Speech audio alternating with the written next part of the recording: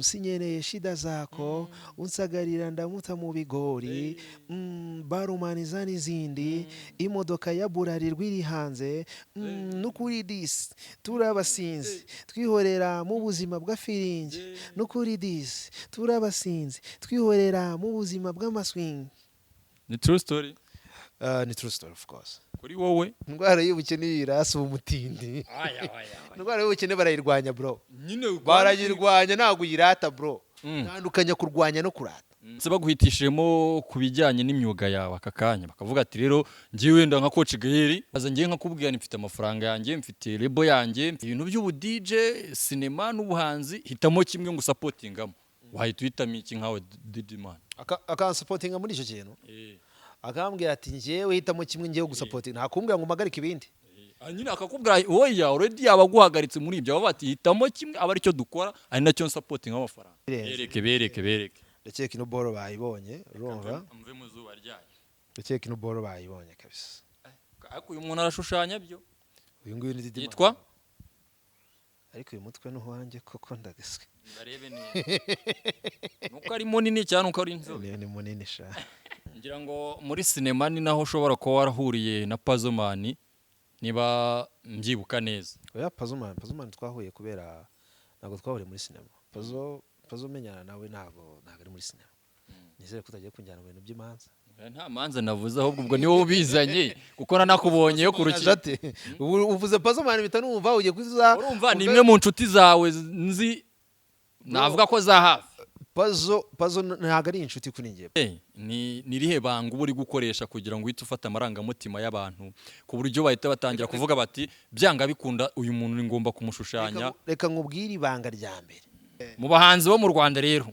uvuga uti byanga bikunda nanyemerera tugakorana. Yes of course ni Echo Bloom TV ndacyari wa munyamakuru wanyu Mr Muhanzi narababwiye ngo buri nkuru igira uyivuga kandi ubuzima n'igitabo kandi buri gitabo kigira page niyo mpamvu ngo ayikaze wowe aho yerereye hose kuri page yindi tugiye kuba tuganiraho yitwa Dopti cyangwa se Didman ariko ndashaka no kumenya amazina yo mwirangamuntu uko ahantu hose yumvisha avuga Dopti Didman none akora nakandi wongeho ngo nakahari nawe umbabaje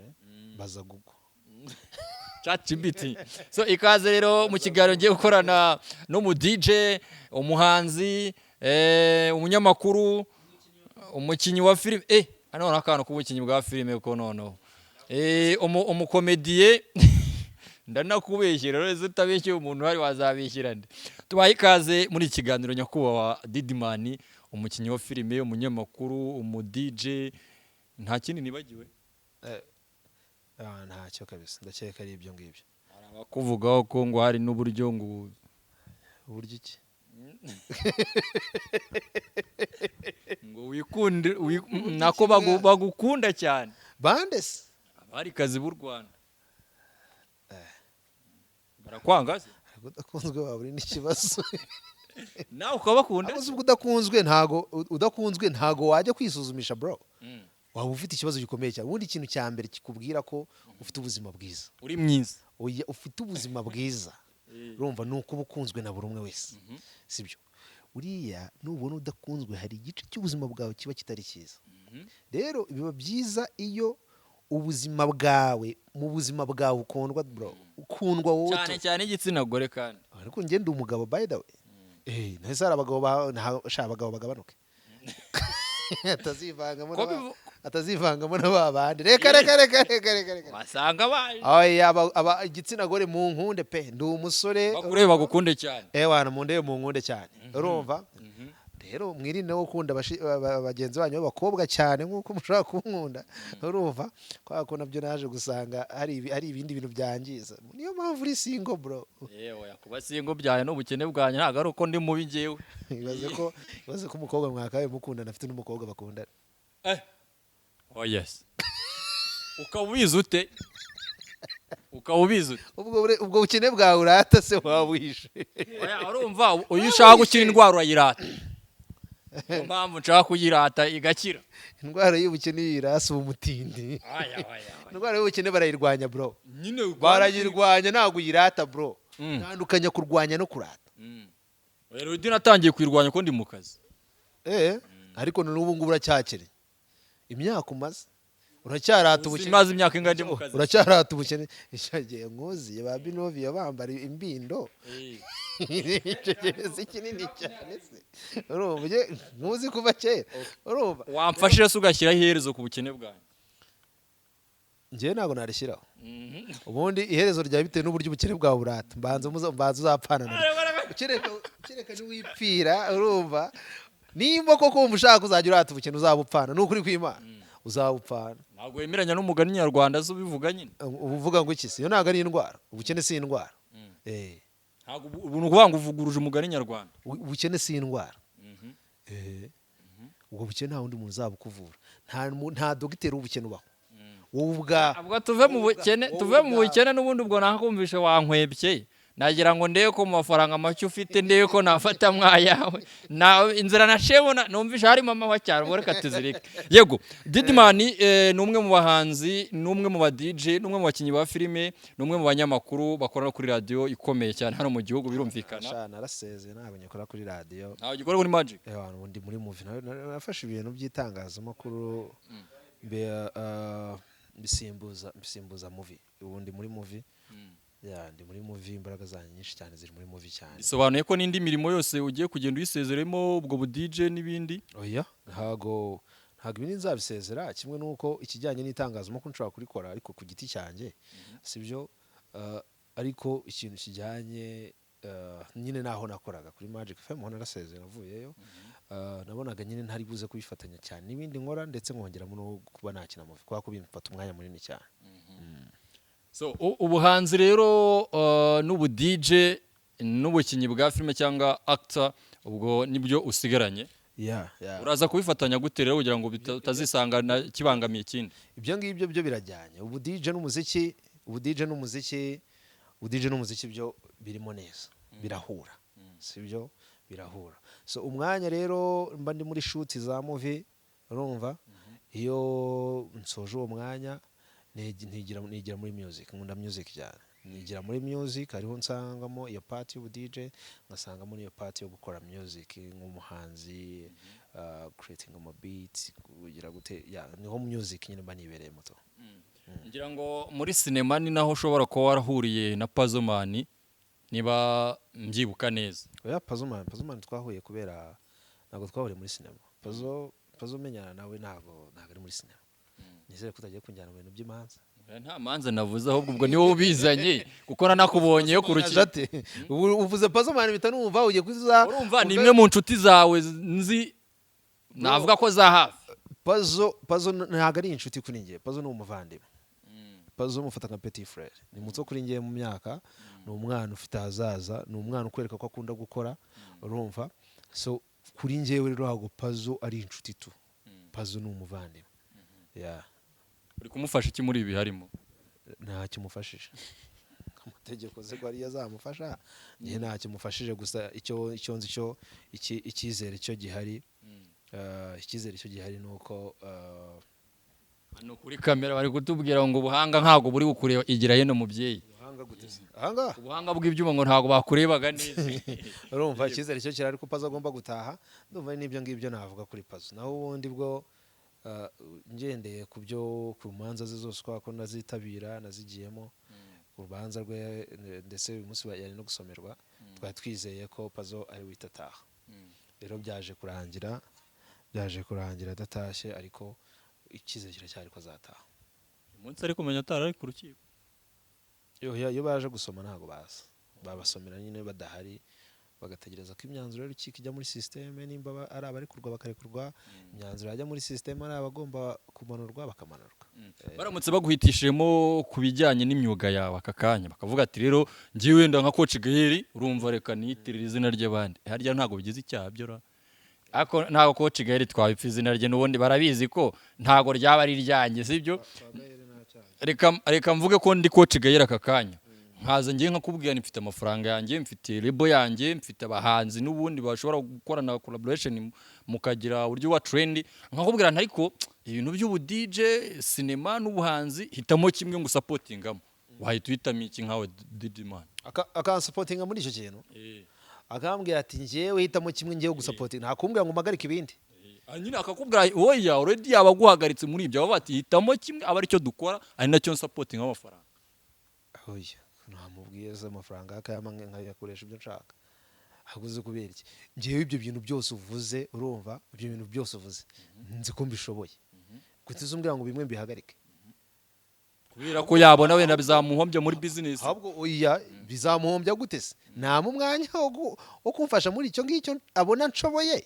urumva nanjye wa mwanya uzaba usigaye wanjye nzawukoresha ibindi nshoboye ibyo ngibyo nta kibazo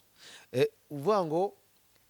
by the way nk'ubu ngubu ikintu ahantu nkeneye amafaranga menshi ni muri movie. Muri movie hari kwinjiza muri movie nyine diaspora ngo murabafata cyane. Tubafata gute se ibikorwa byacu nibyo bibafata ibikorwa byacu nibyo bibafata urumva aho hantu makeneye amafaranga pe hagiyemo amafaranga menshi hakinjiza amafaranga menshi sibyo kimwe no muri music yanjye music nkora nayo yinjiza amafaranga sibyo ubu DJ nkora bwinjiza amafaranga ariko nk'ubu ngubu ko akumba mbona movie aricyo kintu nshobora gushyiramo amafaranga ndetse kikagira benshi gitunga urumva icyo kintu nagisaba cyajyamo amafaranga menshi kugira ngo hinjire menshi ndetse anatunge benshi. Igisubizo bacyumvishe ntibatugoye. Aha muri cinema rero wisanzemo gute? Ya cinema ninjye wafashe umwanzuro wo kujyamo. Wafashe umwanzuro wo kujyamo bifashwamo n'umuvandimwe wa Yemu Mizero Yves niwe muvandimwe wagize gutya arambwira ati ibi bintu bikoze gutya byakunda. Bakubonyemo indi taro wari utaruzi gufite wowe. Ubikoze gutya byakunda. Just tangira test nyuma mbona ko ari ibintu bishoboka naho nyereka ko bishoboka nibwo rero kubijyamo neza cyane ndavuga ni Mizero hanga unyeretse akantu uri umuntu urenze ni director nkunda cyane byatari ariko urumva ntabwo yamfatiye umwanzuro wo kuba nabijyamo we yanyeretse ikintu nakabaye nkora nanjye ndavuga ni ibi bintu nibyo koko reka mbijyemo gutya. Didimani ku ndirimbo yawe rero ngira ngo wenda ni nayo yari yakuzanye muri Genesis Comedy uko nabonye unajyaho ariko turirimbireho tubabarire uturirimbireho. Indirimbo yanjye si indirimbo yanjye sinyeneye shida zako unsagarira ndamuta mu bigori barumaniza n'izindi imodoka ya burarirwa iri hanze n'ukuri disi turabasinzi twihorera mu buzima bwa firingi n'ukuri disi turabasinzi twihorera mu buzima bw'amaswingi. Ni true story? Ni true story of course. Kuri wowe oya ku bantu bose bose ntabwo ari abasinzi bro nta muntu utifuza kubaho yishimye. Kwishima no gusinda ariko si bimwe. Of course oya nimva ngo turi abasinzi bro none se ntabwo ujye umuntu usindishwa n'ibyishimo n'amatara asindisha bro ni ukuvuga ngo ni ukuri disi turi abasinzi twihorera mu buzima bwa firingi bro ikintu cyose wakora wishimiye nizo firingi mbavuga uba wasinze. Ngewe nuko nyine nashatse ikintu navuga kugira ngo abantu bumve ko umuntu ashobora guhora yishimye nyine tu kandi birashoboka ko wahora wishimye. Bibe kiriya ubwo nagira ngo nyine babyumve ko atari inzoga wari umesho n'inzoga ntago ari inzoga nari mentioningaga ni art urumva ifite ubusobanuro. Bigenda bite mwana kuba umazemo wenda nk'imyaka 2 muri movie cyangwa se mu buhanzi cyangwa mu DJ ukabona gutyo umuntu aragusurprise akavuga ati niwe muntu ubona agomba kwicara nkashushanya gutyo? Bro ni ibintu biba birenze tu ni ibintu biba birenze. Bereke ndakeka ino boro bayibonye urumva mve mu zuba ryayo ndakeka ino boro bayibonye kabisa. Ariko uyu muntu arashushanya byo uyu nguyu ni Didimani yitwa ariko uyu mutwe n'uwanjye koko ndagiswe barebe neza nuko ari munini cyane uko ari inzobe ni munini sha uzi ibintu birimo rumwe wafite umutwe munini ariko nagufunze ujene vayo hano man ngwino hano ariko nagufunze kabisa ngo ntago ajya ashaka ngo kugaragaza kuri kamera niyigumira hari iki cyangombwa nuko yayinzaniye bamwita Jeremy urumva numwe mu bahanga baba artist beza urumva ku bantu bashaka art ngizi ni irangi bro ni ikoze muri 3D ndakora hano nkumva umusatsi urumva nkakora hano nkumva uruhu kuntu ewa naga 3D kozemo hano tabumva ibintu by'ibisatsi nyine to bimeze nyine nari nkubajije ni rihe banga uburi gukoresha kugira ngo uhite ufata amarangamutima y'abantu ku buryo bahita batangira kuvuga bati byanga bikunda uyu muntu ngomba kumushushanya. Reka nkubwire ibanga rya mbere bizakugeza ku bintu nk'ibi ngibi nubwo atari byo mwiforiza uzagera kuri byinshi kurutaho ibi ngibi birimo kwiyongera ku byo nagezeho urumva wowe jya ubana na buri muntu wese nkunde shasa hazagira umuntu usuzugura ngo wumve ko ntacyo ashoboye cyangwa ngo nuko ari umwana umufate nka petit frere wawe grand frere umwubahe nka grand frere wawe abantu bose bakeneye icyubahiro urumva ushaka gufata nk'umuvandimwe umugira umuvandimwe umugira inshuti yawe ya hafi urumva ibyo bintu bizaguha societe nini kandi kwiyumvamo. Yego akoze ku nama nziza utugiriye. So Diddyman araza kwibrandinga nk'umuhanzi cyangwa se araza kuba nk'umu DJ nkuko twumvishe ba DJ Khaled n'abandi ba DJ bashobora kuba bakora indirimbo abahanzi bakaziririmba ariko we atigeze aririmbamo, cyangwa araza gukomeza w'umuhanzi abe n'umu DJ cyane? Nge ndi umu DJ urumva, ndi umu DJ nkaba n'umuririmbyi nkaba n'umuhanzi mpanga filime indirimbo nayandika sibyo nayiririmba muri hasi ndaririmba muri Nyerera nararirimbye muri Tina nararirimbye indirimbo zanjye zose ndirimbamo urumva nkaba n'umu DJ none se ubundi ibindi se bitwaye byose ngiye byose ndibyo. Urumva twagira ngo tumenye hari ashobora kuba ari umu DJ agafata abahanzi akabashyira muri studio byisobanuye mu ndirimbo ndaririmba ngiye ntago mfasha aba DJ ngo bashyire muri studio baririmba indirimbo yanjye bonyine kubera iki se kandi ari yanjye. Next song ushobora gusanga utarimo ngewe warahayipinze gusa ngewe mfite ikintu muri nge cyitwa ngo art icyo gihe zaba ari umwanzuro urumva bitewe na art insohotsemo. Yego art ninsohokamo ikaza ijya ku bandi bahanzi gusa nanjye art nzayisohora ibyo kuba abahanzi ariko ibintu bibaye art gusa ntiharazamo n'imihate mu kanwa. Oya ni art sha urumva ngewe indirimbo nimbona ntajyamo nzayireka sinjyemo wabyumvishe ariko iyo ntajyamo nzajyamo. Mu bahanzi bo mu Rwanda rero uvuga uti byanga bikunda nanyemerera tugakorana ngira nka batatu waka kanya umaje gutangira gushyira kuri list kuko already watangiye kubijyamo. Ahubwo se ninde wakanga ko dukorana? Ntago navuze wakanga ahubwo wowe ahubwo nyine ni nta muhanzi wo mu Rwanda wakanga ko dukorana. Bose urabashaka navuze abushaka ntago navuze abagushaka bose tuzakorana si ngombwa mvuge ngo kanaka na kanaka ngo nanyemerera ahubwo bose tuzakorana. Nicyo bita kwikira iki kiri ikibuga kinini sibyo nta mpamvu yo kundimita rero ngo mvuge ngo kanaka na kanaka ngo nibo nshaka gukorana nabo buri muhanzi wese tuzakorana aho yaba ari abyumve ibikorwa bizivugira ni wayaga ati muzumve cyangwa mutazumva ndazisohora. Oya ibikorwa bizivugira nta muhanzi mvuze ngo uyu nguyu ngo niwe tuzakorana nese nidukorana nzahita mpfa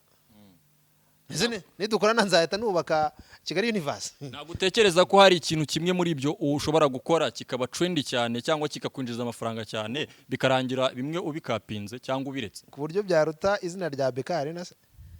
ku buryo cyaruta izina rya nk'ubu uri kuvuga nka movie ati ntiri kwinjiza amafaranga cyane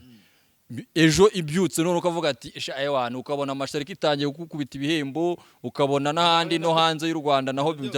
bizaza ukabona none nyiri gupiga ubu DJ nyiri gupiga ubuhanzi ntago byashiduka wabiretse kubera iki mbere kariko hari umuntu wakubwiye ko Will Smith yarekeye kuririmba none bisobanuye ko hari umuntu wakubwiye se ko 50 Cent yaretse kuririmba cyane yarabiretse neza ngo nta ndirimbo y'inshya mperuka. Hari ishoka nayo se ntayo mperuka indirimbo zirahari indirimbo z'abayiti zanjye nke muvara zikina ibyo rero nta kibazo urumva njewe ikintu icyo nakubwiye cyo ndi umu artist sibyo iyo art yanjye nirimo movie nirimo ubuhanzi nirimo bu DJ urumva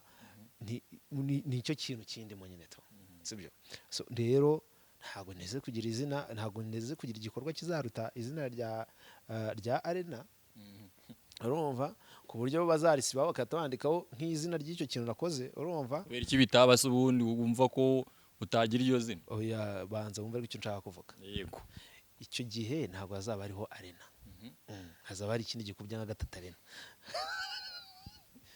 izaba yarashaje. Oya uzasanga banditse ngo Dopdi usanga nk'uko wakuze wumva ko kujya muri Petit Stade ari ibitangaza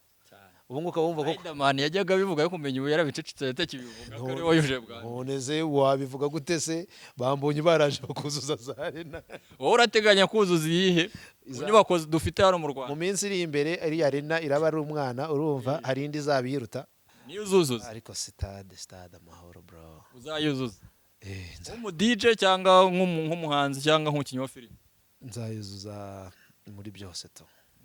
nzayuzuza nk'umu artist. Tugushimira, wenda wabwira abantu imbuga nkoranyambaga zawe, bya bihangano bya hano barabisanga, ariko channel yawe channel yanjye ni DJ Didi Man Dopd, ni naho indirimbo iri, urumva banyarukireho rwose bareba indirimbo ifite amashusho meza. Indirimbo yanjye na Fanta, urumva nakoranye na Fanta yitwa Hasi. Utamuvugaga se ntabwo ubu nabwo tuvuze ku ndirimbo ariko kandi twanayiririmbye bibi cyane ntabwo bubyigo ngibyo se nose nigeze mvuga ngo iyi ndirimbo twari turi ku kintu cyitwa art,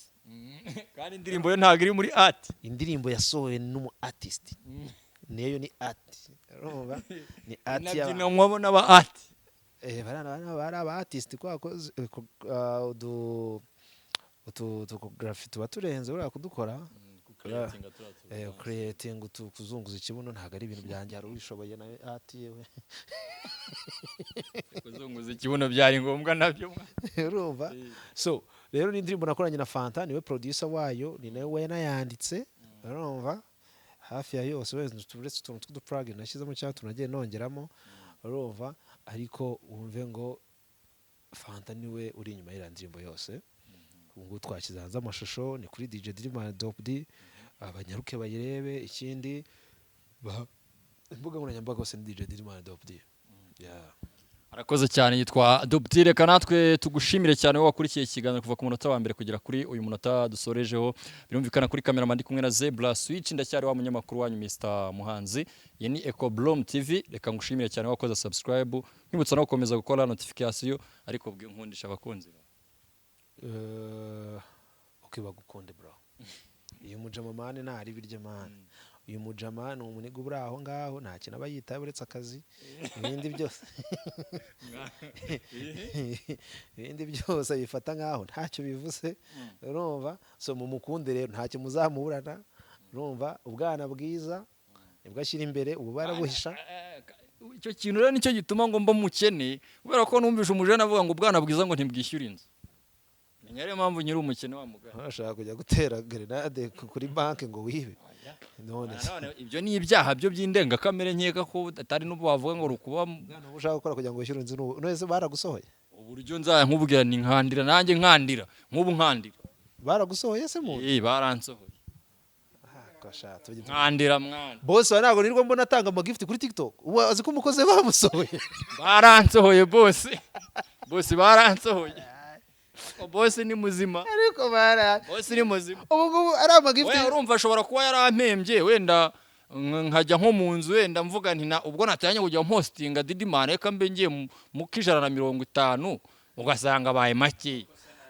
Ufite aho yashyira hari ikiyarya. Ariko urumva yakomeje gukwepa ku nkandi. Hari ikirya amafaranga hari ikirya amafaranga. Didi Man ni muzima, by the way, ni muzima. Uza kumana nimero ya nyuma ya kamera. Ako Didi Man ni muzima. Impamvu njya mbona hari iboro by'ibikorwa by'urukundo ujya nibagiye no kubikubazaho.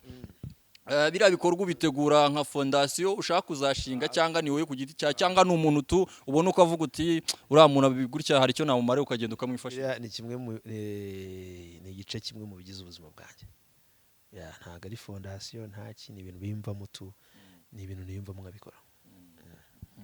Ngira ngo twasoreza. Yego cyane. Akoze cyane.